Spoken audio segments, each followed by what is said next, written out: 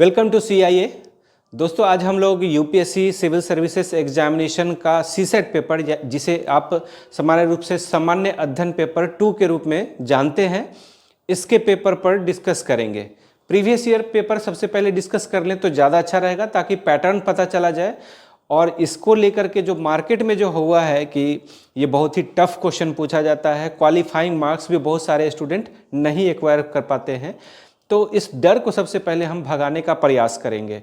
चलिए पेपर 2024 का जो पेपर है 2024 जो 2024 है, इसका पेपर प्री का पेपर जो प्री है GS सेकेंड पेपर का, इसके पेपर पर हम लोग डिस्कस करते हैं और देखते हैं कि जो टफ क्वेश्चन लगने वाला है उसको हम आसान तरीकों से कैसे सॉल्व करते हैं। इससे आपका कॉन्फिडेंस भी बिल्डअप होगा। पार्ट बाय पार्ट में हम लोग वीडियो अपलोड करते रहेंगे, आप लोग देखिए, समझिए उस चीज़ को, फिर कमेंट में भी बताएं कि कैसा लगा ये वीडियो। ठीक है, चलिए नेक्स्ट क्वेश्चन जो हमारा है, क्वेश्चन पर चलते हैं कि क्वेश्चन कैसे सॉल्व किया जाए। देखिए स्क्रीन पर आपके पास क्वेश्चन दिया हुआ है। 2024 में ये क्वेश्चन प्री एग्जामिनेशन में पूछा गया था। क्वेश्चन क्या है, एक घन को 64 समरूप आइडेंटिकल टुकड़ों में काटने की आवश्यकता है। कांटों की न्यूनतम संभावित संख्या क्या है? कांटों का क्या मतलब हुआ कि उसको कितनी बार कट कर दिया जाए। देखिए ये क्वेश्चन जो है, बहुत लोग इसका थ्योरम कुछ लगाएंगे। इसमें जो क्वेश्चंस पूछे जाते हैं, या मान लीजिए मैथ्स का हो गया या रीजनिंग का हो गया, इसमें बस दिमाग लगाना है, बहुत ज़्यादा मैथमेटिकल्स फॉर्मूले की ज़रूरत नहीं है। आप सीधा समझिए कि जब ये समरूप आइडेंटिकल टुकड़ों की बात कर रहा है और ये पहले से लिख दे रहा है कि घन है, ये है क्या, घन है। घन है तो सबसे पहले ये समझिए कि जो 64 है वो किसका पावर 3 है, घन है, घन के रूप में।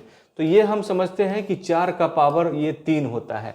इसका मतलब है कि हमें 4 मतलब पार्ट में कटने वाला टुकड़ा चाहिए। तो देखिए ऐसे समझिए, इसको समझने के लिए तो मुझे लिखना ही पड़ेगा। तो जैसे मान लीजिए कि अपर पार्ट जो है, अगर वो ऐसा है तो इसको आप ऊपर से काटें तो कितनी बार काटना पड़ेगा? 3 बार काटना पड़ेगा। तो ये 4 भाग में कट गया। उसी तरह से जब ऐसे काटेंगे तो टोटल कुल मिला के 4 से 4 और हो गया, यानी कुल मिला के ये 16 हो गया। और ऐसे ही पार्ट हमें और भी चाहिए। मतलब कितना चाहिए? 16 हो गया तो 16 चौका 64, यानी कि 4 पार्ट ऐसा चाहिए। तो उसमें भी कम से कम 3 कट जरूर लगाना पड़ेगा। या सीधा सिंपल ये समझ लीजिए कि 64 है तो 64 है वो समझेंगे कि किसका पावर है, तो 4 का पावर है। और 4 को कितना कट लगाना पड़ता है? 3 कट। 4 को कितना कट लगाना पड़ता है? 3 कट। और ये 3 डायमेंशनल फिगर है, मतलब 3 इसमें दिशाएं हैं, इसलिए इसको 3 से मल्टीप्लाई कर दे। तो मिनिमम इतने ही कट लगाने की जरूरत है, यानी कुल मिला के 9 कट लगाना पड़ेगा। ऑप्शन बी इसका राइट आंसर हो जाएगा। क्लियर? आप या तो फिगर से समझ लीजिए या डायरेक्ट यहां समझ लीजिए इसको कि किस तरह से करना है। 3 कट लगाना है, ये तो आपको समझना पड़ेगा।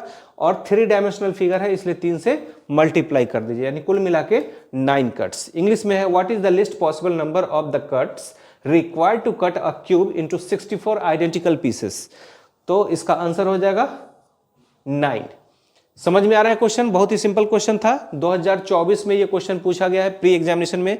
2025 में कोई जरूरी नहीं है कि यही क्वेश्चन पूछा जाए, लेकिन अगर आपका कॉन्सेप्ट क्लियर है तो इससे रिलेटेड जो भी क्वेश्चंस पूछे जाएंगे या कहीं ना कहीं ऐसा कॉन्सेप्ट अगर लगेगा तो आप आसानी से सॉल्व कर सकते हैं।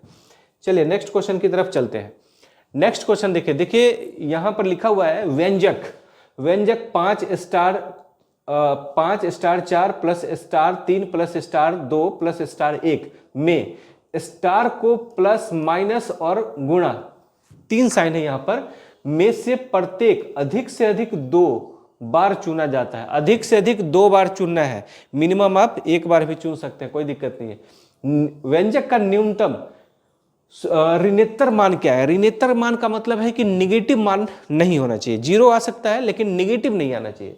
क्वेश्चन इंग्लिश में पढ़ लेते हैं। In the expression 5 star 4 star plus 4 star 3 plus star 2 star 1 star is chosen from plus minus multiply etch at most 2 times, what is the smallest non negative values of the expression. Question के according यहां पर देखिए कि इसको हम कैसे solve करेंगे। तो सबसे पहले जो व्यंजक दे दिया गया चलिए यहां पर लिख देते हैं 5 स्टार। समझना है पहले, देखिए कितना सिंपल है ये। इसको कैसे बनेंगे, 5 स्टार 4 स्टार 3 फिर स्टार 2 फिर स्टार 1। देखिए इस क्वेश्चन में बोला है कि आपके पास प्लस माइनस और मल्टीप्लाई है, इसको अधिकतम 2 बार आपको चुन सकते हैं। तो कैसे, तो इसमें क्वेश्चन पूछ रहा है कि ऋणोत्तर मान और न्यूनतम मान भी होना चाहिए, मतलब निगेटिव में नहीं जाना है और सबसे कम वैल्यू। तो देखिए इस क्वेश्चन का सीधा कॉन्सेप्ट ये है कि जितना भी बड़ा मान है, पहले कॉन्सेप्ट समझिए कि जितना भी बड़ा मान है उसको आप छोटा करने का प्रयास करेंगे। और छोटा कब होगा, जब हम माइनस लगाएंगे। छोटा कब होगा, जब स्टार की जगह हम माइनस लगाएंगे। और ये जो है 2 और 1, हमें ये पता है कि 2 को अगर 1 से प्लस कर दे तो ये हो जाता है 2, ठीक है। और 2 को 1 से अगर माइनस कर दे तो ये हो जाता है 2, लेकिन 2 से अगर 1 माइनस कर दे तो होता है 1। लेकिन ये ध्यान रखना है कि माइनस भी अगर यूज करेंगे तो ज़्यादा से ज़्यादा 2 बार। तो कैसे यूज करेंगे, 5 -4 -3 यूज कर लीजिए। देखिए इस स्टार की जगह माइनस, इस स्टार की जगह माइनस, मतलब जो बड़े नंबर्स हैं उनको आपने माइनस कर लिया है। अब उसके बाद जो यहाँ पर बच रहा है ये वाला, तो इसको कैसे करें। अब माइनस हम दोबारा यूज नहीं कर सकते, जैसे यहाँ मैंने बोला कि माइनस यूज करते तो इसकी वैल्यू सिंपल छोटी हो जाती, लेकिन माइनस हम 2 बार ऑलरेडी यूज कर लिए तो माइनस अब यूज नहीं करना है। तो एक काम करते हैं, प्लस यूज कर लेते हैं यहाँ पर। इसमें प्लस यूज नहीं करेंगे क्योंकि यहाँ पर ये 3 हो जाएगा। देखिए यहाँ पर गलती से 2 लिखा गया था, 2 + 1 3 हो जाएगा, इसलिए वहां पर मल्टीप्लाई का साइन यूज करेंगे। सिंपल इसका कैलकुलेशन कर लीजिए क्या होता है। देखिए कि 5 हो गया, उसमें से 4 और 3 -7 और +2, कुल मिला के ये कितना हो गया, 7 - 7 0। तो इसका मतलब न्यूनतम वैल्यू जो आ गया वो 0 हो जाएगा। ऑप्शन डी राइट आंसर हो जाएगा, जो सबसे कम वैल्यू होगा, स्मॉलेस्ट वैल्यू। और ऋणोत्तर भी है, यानी माइनस में भी नहीं जा रहा है। तो ऑप्शन डी करेक्ट आंसर हो गया। कैसा लगा ये क्वेश्चन, देखिए जोड़ घटाव बनवा रहा है यूपीएससी आपसे, तो इससे डरने की जरूरत नहीं है, बस कॉन्सेप्ट थोड़ा सा क्लियर कर लीजिए।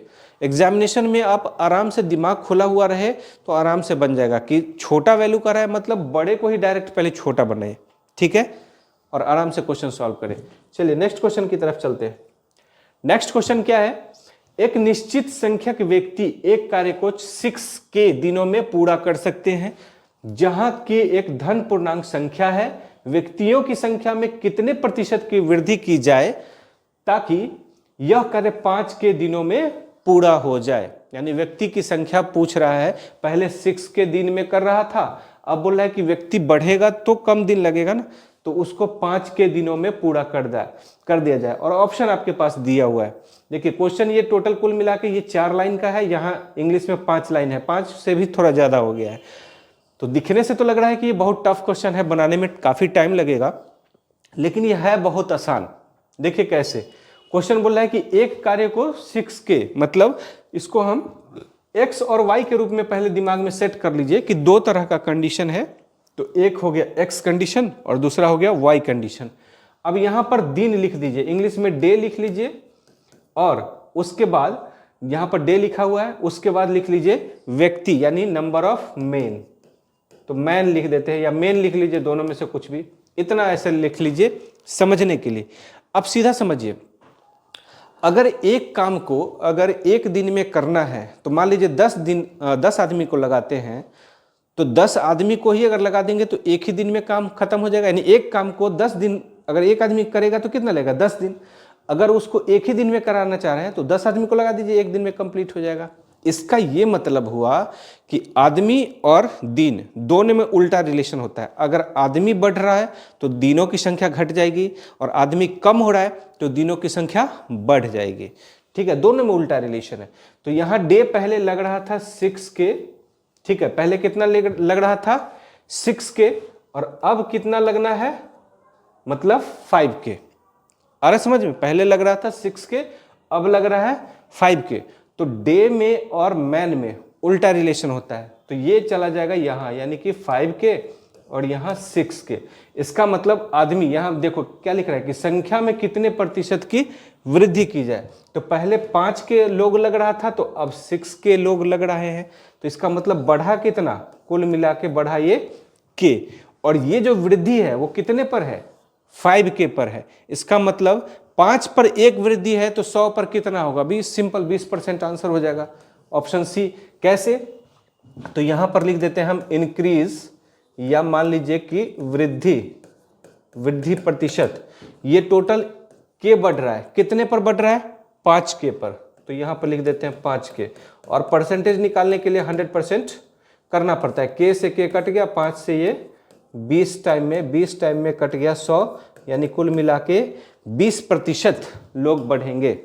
आ रहा समझ में, 20%, यहां पर ये हो जाएगा 20%। इस तरह से सिंपल क्वेश्चन है, बस कंसेप्ट याद रखना है कि नंबर ऑफ डेज और नंबर ऑफ मीन दोनों में उल्टा रिलेशन होता है। आदमी बढ़ेंगे तो दिन घटेंगे, ठीक है, फिर आदमी अगर घटेंगे तो दिन बढ़ेंगे, ये ध्यान रखना है।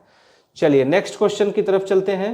ये क्वेश्चन आ गया समझ में, आप लोग कमेंट में जरूर बताएं कि ये क्वेश्चन कैसा लगा सॉल्व करने में, सीसेट का पेपर है।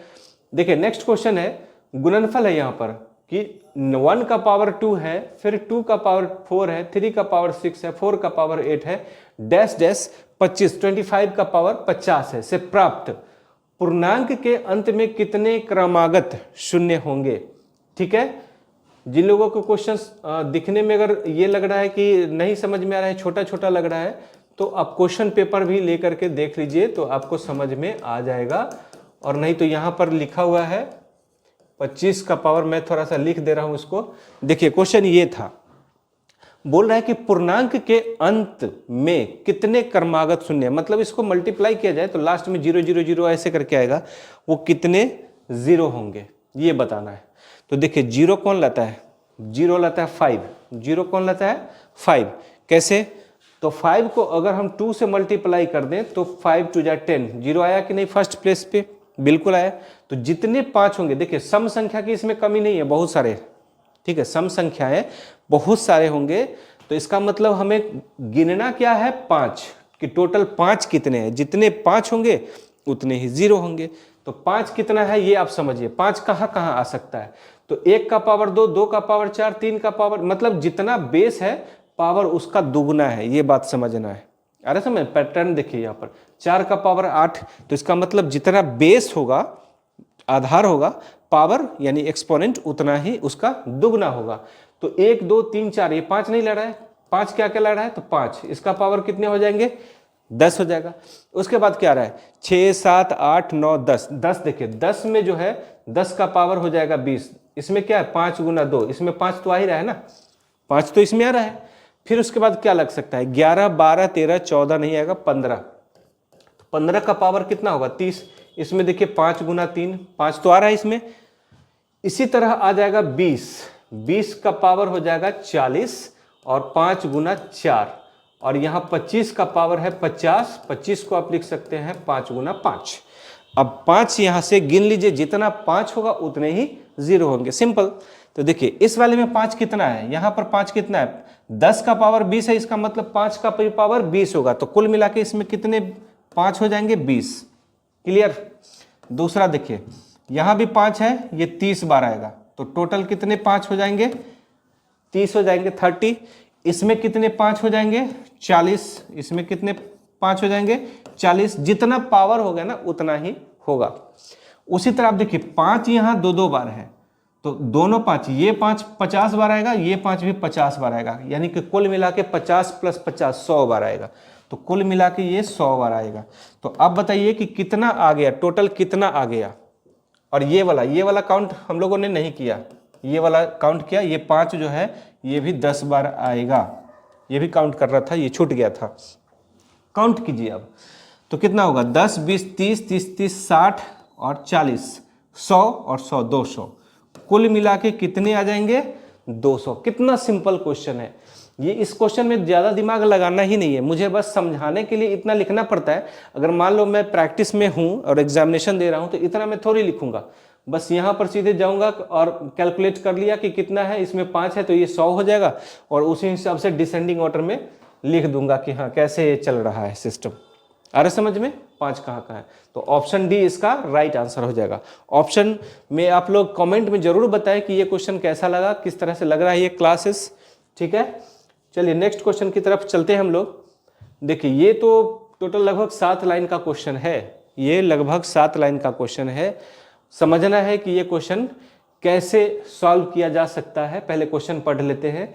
एक्स वाई जेड एक कार्य को व्यक्तिगत रूप से क्रमशः 6 घंटे, 8 घंटे और 8 घंटे, मतलब एक्स जो है वो 6 घंटा, वाई 8 घंटा और जेड ये भी 8 घंटा में कार्य पूरा कर सकते हैं। यद्यपि एक ही समय पर प्रत्येक घंटे में केवल एक ही व्यक्ति काम कर सकता है। एक घंटा में एक ही व्यक्ति काम कर सकता है और कोई भी व्यक्ति लगातार 2 घंटे काम नहीं कर सकता। मतलब एक बार अगर एक्स काम करेगा तो अगले घंटा वाई काम करेगा, फिर अगले घंटे एक्स काम भले कर सकता है लेकिन फिर दोबारा लगातार एक्स नहीं काम कर सकता है।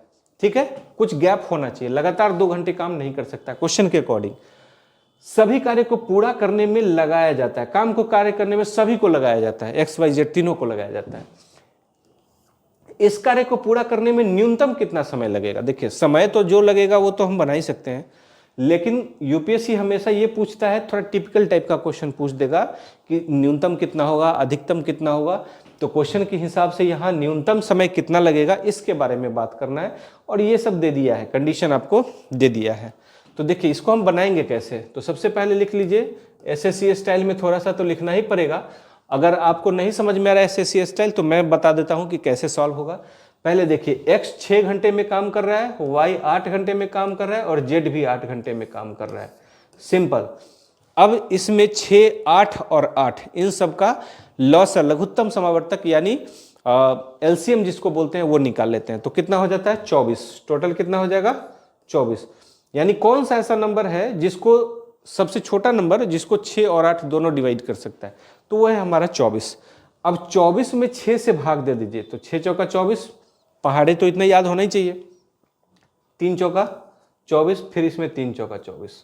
यानी अब हमारे पास है कि कुल मिला के काम है 24 और x एक दिन में 4 काम कर सकता है, y एक दिन में 3 काम कर सकता है, z एक दिन में 3 काम कर सकता है और न्यूनतम समय चाहिए। न्यूनतम पूछा है कि समय कितना लगेगा, तो अधिकतम काम होगा तभी तो न्यूनतम समय लगेगा। तो अधिकतम काम कौन करेगा? x वाले को ज़्यादा बार लगाएंगे, लेकिन कंडीशन ये है कि लगातार नहीं लगाएंगे। तो देखिए कितना समय लगेगा। तो जो आपका समय लगेगा, देखिए समय जो लगेगा वो इसको हम कैसे करेंगे, कैसे सॉल्व कर सकते हैं। तो पहला जो लगेगा, पहला दिन कौन काम करेगा? x। उस पर ऊपर लिख देते हैं समझने के लिए, ज़्यादा अच्छा रहेगा। पहला दिन x काम करेगा तो दूसरा दिन y काम करेगा, तो ये 3 काम करेगा। ठीक है, फिर अगला दिन भी हम x को ही लगा देते हैं तो 4 काम करेगा। फिर अगला दिन z को लगा देते हैं तो वो भी कितना काम करेगा? 3 काम करेगा। यानी कि ऐसा भी नहीं है कि किसी एक को इग्नोर कर देना है, सबसे काम लेना है, x से y से। तो एक बार x फिर y फिर x फिर z, फिर उसके बाद x काम करेगा तो 4 काम लगेगा। फिर उसके बाद मान लीजिए y काम करेगा तो 3 काम करेगा। कितना काम हो रहा है देखिए जरा, 4 3 7, 4 3 7, 4 3 7, तो 7 या 21। कितना काम हो चुका? कितना काम हो चुका है? 21 काम हो चुका है। टोटल कितना काम बचा है? 24 था, इसका मतलब 3 काम बचा है। तो अगला बार में फिर x ही काम करेगा और ये 4 काम तो नहीं करेगा, ये 4 काम नहीं करेगा। क्यों करेगा 4 काम? क्योंकि हमें जरूरत है बस 3 काम की ही। ठीक है, तो एक दिन में टोटल जो होते हैं, एक दिन में एक घंटे में, अगला बार जो है ये दिन के हिसाब से है लेकिन ये घंटा यहाँ पर लिखा हुआ है, घंटे के हिसाब से सोच रहे हैं। तो 4 घंटा, 4 काम वो करता है 1 घंटा यानी 60 मिनट में। तो 3 काम कितना करेगा? 45 मिनट में। 15 चौका 60। ठीक है, यानी 1 काम 15 मिनट में करेगा तो तभी तो 15 चौका 60, तो 3 काम कितना करेगा? 45 मिनट में। इसका मतलब कि यहाँ पर x जो है कुल मिला के 3 काम ही करेगा तो जाकर के इसका 24 काम कंप्लीट हो जाएगा।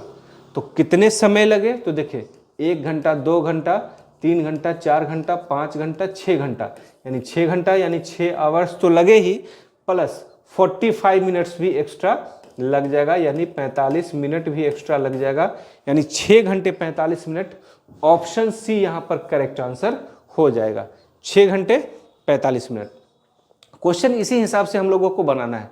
सिंपल सा क्वेश्चन है, बस थोड़ा सा समय देना है, समझना है। मैं आप लोगों के लिए ये वीडियो ला रहा हूँ तो कंटिन्यू आप लोगों से जुड़ा रहूँगा। आप लोग जरूर देखें वीडियो और समझने का प्रयास करें कि कैसे ये क्वेश्चन सॉल्व हो रहा है, मैं अलग टाइप से थोड़ा जल्दी जल्दी में कैसे सॉल्व करें उसको मैं बताता हूँ, ताकि आपका कॉन्फिडेंस लेवल बहुत ही हाई हो जाए, अच्छा हो जाए। ठीक है, चलिए नेक्स्ट क्वेश्चन की तरफ चलते हैं। नेक्स्ट क्वेश्चन देखिए, ये भी एक अच्छा क्वेश्चन है, ये भी लगभग 6-7 लाइन का है, लगभग 7 लाइन का क्वेश्चन है। एक व्यक्ति 1 जनवरी को 2023 को, 24 का क्वेश्चन है तो 23 के हिसाब से पूछ रहा है कि 1 रुपए की बचत की, मतलब 1 जनवरी को 1 रुपए की बचत की, 2 जनवरी को पूर्ववर्ती दिन की तुलना में 2 अधिक रुपए की बचत की। आ रहा समझ में? यानी मान के चलिए यहां पर 1 जनवरी लिख देते हैं, 1 जनवरी को 1/1/2023 लिख देते हैं। आ रहा समझ में? अगर यहां पर 1 रुपए का बचत कर रहा है तो अब बोल रहा है कि पूर्ववर्ती दिन की अपेक्षा 2 रुपए की बचत अधिक करेगा। 3 जनवरी को 2023 में उसने पूर्ववर्ती दिन की तुलना में 2 रुपए की अधिक बचत की, और यह क्रम आगे भी जारी रहता है। किस तारीख के अंत में उसकी कुल बचत एक पूर्ण वर्ग होने के साथ साथ एक पूर्ण घन भी थी, मतलब पूर्ण वर्ग भी थी और पूर्ण घन भी थी, ये हमें निकालना है। तो सबसे पहले पूर्ण वर्ग और घन का पहले समझ लीजिए, उसके बाद क्वेश्चन पे आते हैं। जो पूर्ण वर्ग होता है वो मान लीजिए 4 है, और उसी तरह 8 होता है जो कि पूर्ण घन होता है, 2 का पावर 3, और ये होता है 2 का पावर 4। इसी तरह 3 का पावर 2 होता है 9, और 3 का पावर 3 होता है 27। यानी हमें ऐसा नंबर्स दिख रहा है जो या तो पूर्ण वर्ग है या फिर पूर्ण घन है। ऐसा नंबर हमें चूज करना है जो घन भी हो और वर्ग भी हो। तो न्यूनतम ऐसा क्या होगा? तो न्यूनतम देखिए यहां पर 3 हो गया, अब 4 में जाते हैं तो 4 का स्क्वायर कितना होता है? 16। लेकिन क्या 4 किसी का घन है? नहीं। तो उसी तरह अगर हम 4 का पावर 3 कर देते हैं तो कितना होता है? 64। और 64 हमें पता है कि ये 8 का भी स्क्वायर है। इसका ये मतलब है कि 64 वैसा न्यूनतम नंबर है, सबसे छोटी संख्या है एक तरह से, कि जो एक तरह से पूर्ण वर्ग भी है और पूर्ण घन भी है। यानी 8 का स्क्वायर भी है और 3 का पावर भी है, 4 का पावर भी है 3, 64। यानी हमें 64 रुपए लाना है, ये ध्यान रख लेना है। अब तो हमें मिल गया नंबर। अब यहाँ डिसाइड करते हैं, देखिए कि 1 तारीख को 1 रुपए बचाता है तो 2 तारीख को कितना रुपए बचाएगा? तो 3 रुपए बचाएगा, क्योंकि बोला है कि पूर्ववर्ती दिन से 2 रुपए अधिक बचाएगा। इसी तरह 3 तारीख को, फिर उसके बाद 4 तारीख को कितना बचाएगा? सब लिख लेते हैं एक बार, क्योंकि ऑप्शन के हिसाब से देखिए 7, 8, 9 की बात कर रहा है और अगला लिखा है ऐसा संभव ही नहीं है, तो फिलहाल ऑप्शन डी को हम इग्नोर कर रहे हैं। तो 6, 1, 23, 7, 1, 23 और 8 तारीख तक दिया है। चलिए 9 तारीख बाद में सोचेंगे, पहले हम 8 तारीख तक लिख लिए हैं। ठीक है, अब देखिए 1 तारीख को 1 रुपये बचाया, 2 तारीख को 3 रुपये, फिर उसके बाद 2 रुपये और बढ़ा दिया, फिर 2 रुपये और बढ़ा दिया, फिर 2 रुपये और बढ़ा दिया, फिर 2 रुपये और बढ़ा दिया। अब यहाँ पर हम जोड़ते रहेंगे कि 64 किस में आ जाता है। जोड़िए, इन दोनों को जोड़ेंगे तो कितना हो जाएगा? 4, 4, 5, 9, 9, ये दोनों हो गया कितना? 4, 4 और 5 मिलकर के 9, 9 और 7 मिलकर 16, 16 और 9 मिलकर के 25, 25 और 11 मिलकर के हो गया 36। फिलहाल यहाँ तक 36 आ रहा है, अभी भी काम नहीं बन रहा है। चलिए अगला दिन 13 रुपये बचाएगा, 11 रुपये है, फिर 2 रुपये बचाएगा। तो अब 36 में 13 ऐड कर दीजिए, 36 में 13 ऐड करेंगे तो 49, अभी भी नहीं पहुंचा। तो चलिए अब अगला दिन कितना बचेगा? 15 रुपये।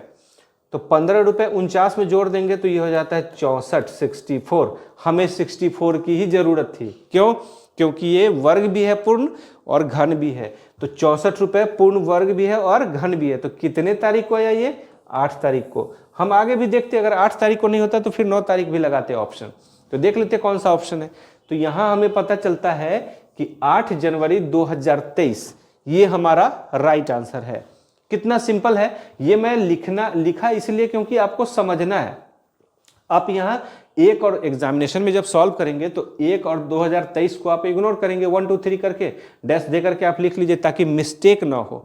क्योंकि आपको पता है कि सीसेट पेपर में नेगेटिव मार्किंग भी है 1/3 और एक क्वेश्चन का वैल्यू है 2.5 मार्क्स। ठीक है, अगर सही से बनाते हैं तो 2.5 मार्क्स आपको मिलेंगे। ठीक है, और अगर सही से नहीं बनाते हैं तो 2.5 मार्क्स तो कटेंगे ही, प्लस इसका 33% भी कट जाएगा। लगभग मान के चलिए 25 या 75, लगभग 0.8 के आसपास में और कट जाएंगे तो और ज़्यादा नुकसान हो जाएगा। और आपको पता है कि लगभग 27 क्वेश्चन आपका सही होना चाहिए, जिसकी वजह से आप सीसेट पेपर में पास हो जाएंगे, यानी निगेटिव काट के। अगर नहीं कर पाते हैं तो फेल होने से कोई नहीं रोकेगा। और अगर मान लीजिए 28 क्वेश्चन भी, 27-28 क्वेश्चन भी अगर आप नेगेटिव काट के अगर बना लेते हैं तो क्वेश्चन सॉल्व हो जाएगा उतना जितनी हमें ज़रूरत है, और सीसेट क्वालिफाइंग नेचर का है, पास हो जाएंगे। तो क्वालिफाइंग नेचर कहने के लिए है, कभी कभी जीएस का फर्स्ट पेपर में आप अच्छा मार्क्स ले आते हैं और क्वालिफाइंग में ही फेल हो जाते हैं तो सारा पानी, मतलब मेहनत पे पानी पड़ जाता है। तो ये ध्यान रखना है। तो इसको आप 1 2 3 करके भी आप डैश डैश करके लिख सकते हैं। इतने टफ क्वेश्चन को आप आसान तरीके से बना सकते हैं। इसी तरह के वीडियो हम लोग नेक्स्ट वीडियो में जरूर लाएंगे, अलग अलग क्वेश्चन की तरह।